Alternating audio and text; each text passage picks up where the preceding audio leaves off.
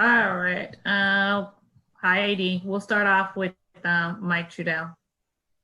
Hey, Anthony, it's Mike back in Los Angeles. LeBron just talked about some of the turnovers and stagnation, especially in that fourth quarter. Wondered what you saw from how Houston was playing you specifically, and how you think a better way, or how you think you could best attack the way that they're trying to switch and the way they're playing you. Yeah, they're trying to switch everything. They stay home in the post. I made some shots from there, but we just gotta, what Brown said, limit our turnovers. We only hit 15, which should have been 5 or 6, but it seems like they scored on every turnover that we had. I mean, they had 27 points off turnover, which kills us. So, we can't turn the ball over against this team. And I mean, that was kind of the big key. We had some breakdowns defensively, but we kind of stopped running too. They'll make a shot, and we weren't getting the ball out as quickly as we used to, and wasn't pushing the pace. So we got to get back to that game too. Yeah, Anthony, Houston's basically played the same 8 guys, since they got to the bubble. You're trying to work Rondo back in now. But what do you think the key is to try and get that continuity quickly, and so you guys are all on that same string? He's a great player and a great cerebral player. So he knows the game very well. So I don't think it's going to take that much time to get him back acclimated with the team. He made some shots today, made some good plays for us. It's more so, I think, his win. Shea was fine today, but playing in the game and getting that game conditioning is tough. And when you have a play and then your first game is in a Western semi, so just getting him back, acclimated with the team, and then they're trying to play from there, make some adjustments, and get ready for game 2.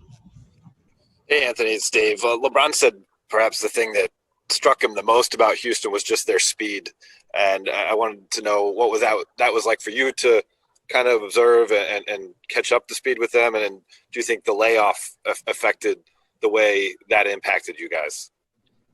They're a good hit-ahead team. They get it off the glass and then try to kick ahead for early threes, which I think we did a good job of. But anytime, especially with Russ, gets the ball off a rebound, he's pushing and trying to get a layup. So, it's about getting back and loading to him and making sure that he doesn't get to the basket and get easy layups or fouls. Same with James. I think they got to the foul line, especially James early.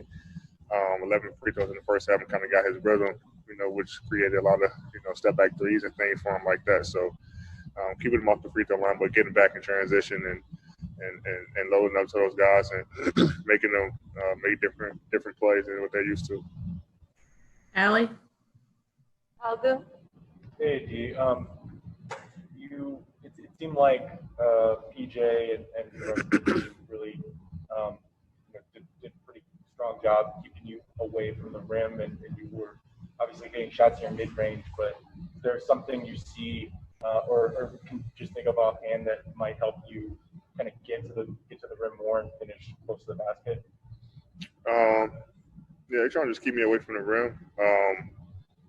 We're trying to, get me off screens and things like that. But that's their defense. Even when I'm there, they're fronting the post, and then they got guys on the backside to try to cover up for them. So, I think we make a couple more shots. It kind of opens it up.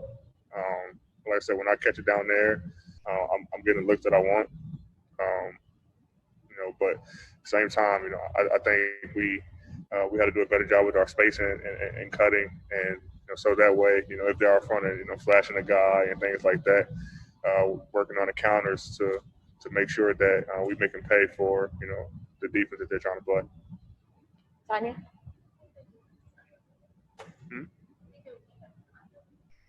They're a good defensive team, especially since they've been here in the bubble. All their guys are like size, and they're able to switch everything, kind of how Golden State does. Switching everything and then just covering for each other. They're really good with their hands. So when you get to the paint, for a layup or whatever, they're real good at stripping the ball away and getting steals and deflections. So you got to be careful with going into the paint with the ball low, and also the passes we usually have over the top or lobs. They're real good at coming in and getting their hands on them and deflecting those. So, our passing has to be a lot better than it was tonight. But we make the right plays and we can make them pay. Last three on my end. Let's go, Michael Duarte. Hey, D, can you hear me? Mm-hmm. So, okay, so we talked about their 27 points off of turnovers. I'm wondering if a lot of that is the three-pointers that you guys took. You guys took 38 three-pointers tonight, just one less than the Rockets. We expect the speed. We expect them to shoot a lot of threes. But are you falling into their hands, I guess, by shooting as many threes as they are and letting them get out and transition with those long rebounds? A couple of them were tough shots, but most of them were, I think it was great looks for us. Got them in rotation, and guys got open looks. Our shooter got open looks.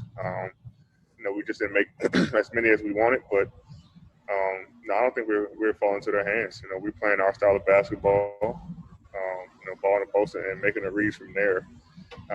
But we got guys who can shoot the ball as well. We can't come down and shoot bad shots. We got to get good shots at the rim every time, and make sure we're playing with pace and make them adjust to us. Andy Kamenetsky. Hey, Anthony. Your guys' size advantage didn't give you the advantage rebounding that would be expected. What did you see from Houston that made them successful in the glass tonight? They do a good job boxing out. They know they're undersized. They've been playing this way for most of the year, and they do a good job of boxing out, making sure that teams don't kill them on the offensive glass. So we got to do a better job of getting rebounds if we continue to play big. We got to punish them on both ends of the glass and making sure that we get more rebounds and use that to our advantage, especially on the offensive glass.